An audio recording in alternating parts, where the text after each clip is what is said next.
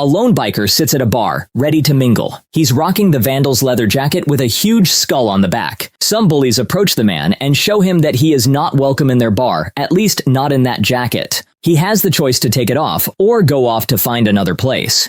You'd have to kill me to get this jacket off. The man refuses, so they drag him out into the street and beat him. He manages to draw one with his knife, but a shovel to the head puts an end to his excitement. I've had nothing but trouble since I met Benny. United States, 1965. A public laundry is a great place for local housewives to catch up on all the latest news and gossip. One of them is Kathy, who is just the loveliest person. A fellow journalist interviews the girl about her experiences with guys on bikes. It all went down a year ago. Her best friend calls her to a club, and Kathy shows up. There she sees some strange guys. They're all in jackets, wearing earrings, and showing their belly buttons. She has never encountered such people before, and they make a rather unpleasant impression on the young girl. Kathy hands something to her friend and is about to leave. They call me Cockroach. How would I call you a stupid name like that? She sees a real macho man at the pool table. This is Benny, the same guy who got thrown out of the bar at the start of the movie. He catches the girl's eye, and Kathy heads back to her friend's table. Kathy's friend advises her to forget about this handsome man and goes to the bar to get a drink, and Benny takes her place. I'm Benny. Hello?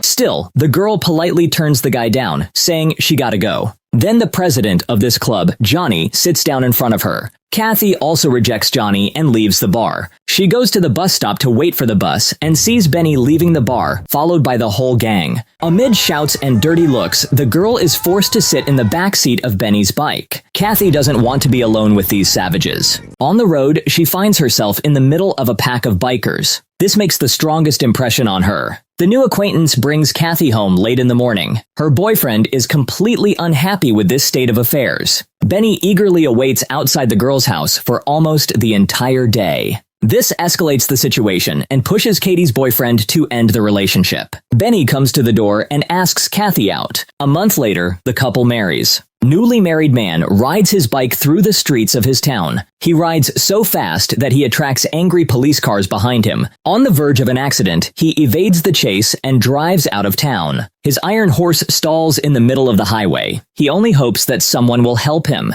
And who comes to help? Of course, police cars. Anyway, the guy gets out on $2,000 bail, and the arrest is even reported in the local paper. The president of his club, Johnny, likes Benny's carefree attitude. Kathy suspects that Johnny is even jealous of her husband. The journalist is interested in how Johnny started his club. It turned out to be a racing club at first, but later Johnny decided to start a bikers club. The club's paradox was that Johnny gathered people who didn't follow rules and then made up the club's rules. For example, his authority can be challenged by anyone who wants to challenge it. And one day, someone did. Big Jack said that his friends from a neighboring town wanted to start a cell of the Vandals Club. Johnny said no. He doesn't know these guys, so he doesn't like the idea of his club's patches being worn by strangers. That's when he was challenged. So I guess I'm challenging you. Fists?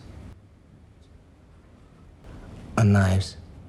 It all happened the following weekend at the town picnic. The club members rode their bikes all day, and then it was time to sort things out. As a result, Johnny gains the upper hand, and from the pinnacle of victory, he generously allows the other guys to form a cell club. When asked why the fight was necessary if he was not already against the new cell, Johnny's answer is simple. He should have been the one to suggest it, not someone else. From that moment on, the club begins to expand. As they all ride their bikes through the city, life around them comes to a stop. Everyone looks at them. Some curse, some envy, but no one is indifferent. The journalist continues to write about the club. He travels with them and interviews its members. One day, the club member is accused by another biker gang of scratching his bike. Johnny approaches the strangers to sort things out. That's when Benny shows up and attacks the bikers at lightning speed. As a result, he is slightly wounded and all the bikers freeze when the first cherry juice appears. Which means that's enough. Benny started the fight. He ended it. A few minutes later, they're all drinking on the grass together and talking like best friends. Kathy tells the reporter that Benny's combative nature is exactly what the club needs. After all, the rest are far from being such fighters. That's why they don't wear their club jackets, unless they're all walking together. Too many people hate them. Only Benny wears a jacket everywhere. Sure, he gets a kick, but he never takes it off. When Benny was hit over the head with a shovel in a bar, he fought back with a knife and paid dearly for it. At the hospital, Kathy saw her husband on the verge of tears. But not because of the concussion, not because of the possibility of being without a leg, but because he won't be able to ride a bike with one leg. Johnny finds out about Benny's trouble and leads the gangs to the club. The bar owner gives him the addresses of these bullies. Within minutes, club members are sent to that address to make them permanent invalids. As for the bar itself, the flames of the fire were visible for a long time. The vandals stood nearby watching the fire, while firefighters and police officers stood nearby waiting for the bikers to leave. Benny and Kathy live in a motel for 3 weeks because there are no stairs. One day, Johnny pays them a visit and says they would like to see him in 3 weeks at a big picnic in Dayton. Benny promises to be there, even though he knows he will still have a cast on his leg. Kathy is against it. The leg cannot be strained for 3 months, but her husband has always been characterized by stubbornness. However, she makes one more attempt. Kathy goes to the club and asks Johnny to get Benny kicked out of the club. She thinks that riding a bike will kill him sooner or later. Johnny doesn't listen to her, and Kathy has to leave. Now we are shown a local band of rockers. Several teenagers come after their leader in his home. He fights with his father so that he doesn't beat his mother. Then he lets go of the barely alive old man and goes outside. The kiddie gang start their bikes and ride out of town. They want to join the Vandal Club. The Vandals are about to have a picnic, and the boys are told to talk to the man in charge. Funny Sonny from California also pays them a visit. He is the lonely rocker and travels through the states. Sonny was passing through this time, heard about the picnic, and decided to check it out. Johnny hospitably lets the guy party with the Vandals. Later, Benny and Kathy show up as well. It's campfire time, and they sit around with drinks and stories. Johnny pulls Benny aside and says he is a great successor to his cause, his club.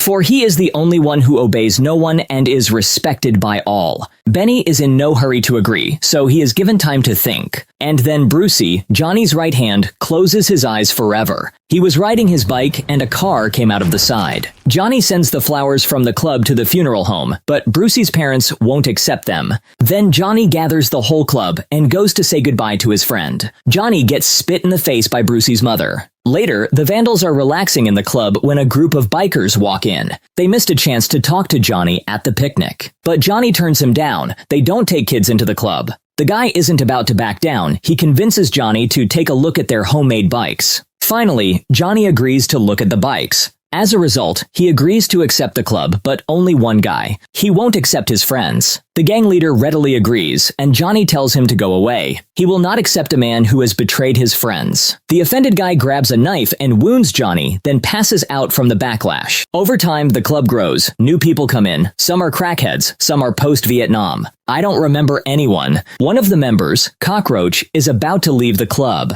He has always dreamed of becoming a motorcycle cop. Now he's finally ready to share his thoughts with the 3 rookies. The 3 thugs want to punish Cockroach for this. Johnny, Benny, and the rest of the club run outside to pick up poor Cockroach and take him to the hospital. And Kathy is left alone in the house. Funny Sonny gave her a beautiful dress. Now she's showing it off, but everyone she knows has run out of the house. She is surrounded by new bikers she has never seen before. A minute goes by, and several rookies are already trying to forcibly drag her to the second floor to have fun. At the last moment, Johnny and his boys return and scatter the brazen freaks. Kathy is in tears. Her husband is not there. There's no one to protect her. Some time passes, and Cockroach comes to the club to talk to Johnny. He says he promised his wife to take down the club's insignia and leave. The club has changed. There are scumbags who don't respect anyone. Cockroach asks Johnny for help. He's afraid the new guys will shoot him for leaving the club. At night, Johnny and Benny show up at Cockroach's house. He's already expecting company. Johnny takes Benny's gun and shoots Cockroach in the leg. And then, he makes him go away and stay out of his sight. Later, Benny expresses his displeasure to Johnny. He doesn't like what their club has become.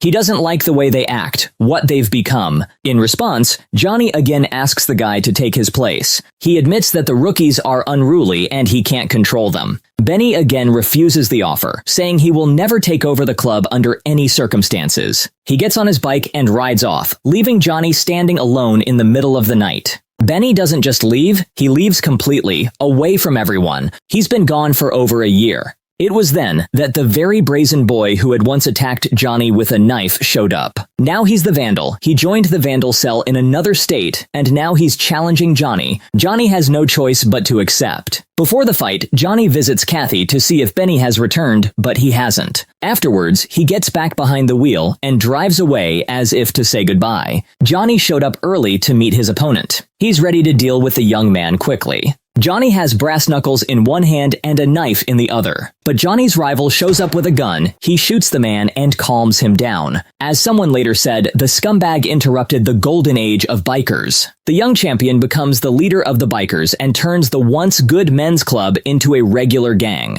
All this Kathy continues to tell the reporter. They've become criminals. They do a lot of illegal things. All the clubs are now in conflict with each other. Many who have been with the club since its inception have left, and many are now deceased. And some are still vandals. Funny Sonny earns $5 a day by sitting on his bike in front of a movie theater and luring people into it. Cockroach returned and became a real cop on a motorcycle. A journalist asks Kathy about Benny. What happened to him? At this point, we are shown Benny himself. He is sitting in a bar and hears the news of Johnny's death. Not a single muscle in his face is shaking. Later, Kathy looks out on the porch of her house and sees Benny sitting on the steps. She goes out and sits down next to him. He can't take it anymore and starts to cry. Kathy sees him cry for the first time. The couple later moves to Florida. Benny never got on a bike again after Johnny died. Kathy ends the interview by saying that they are living well now. Benny helps his cousin in the workshop and doesn't even seem to miss the past. And Benny is actually sitting in the yard with his cousin. In his head, the guy hears the roar of the engines, but then he meets Kathy's gaze and smiles at her.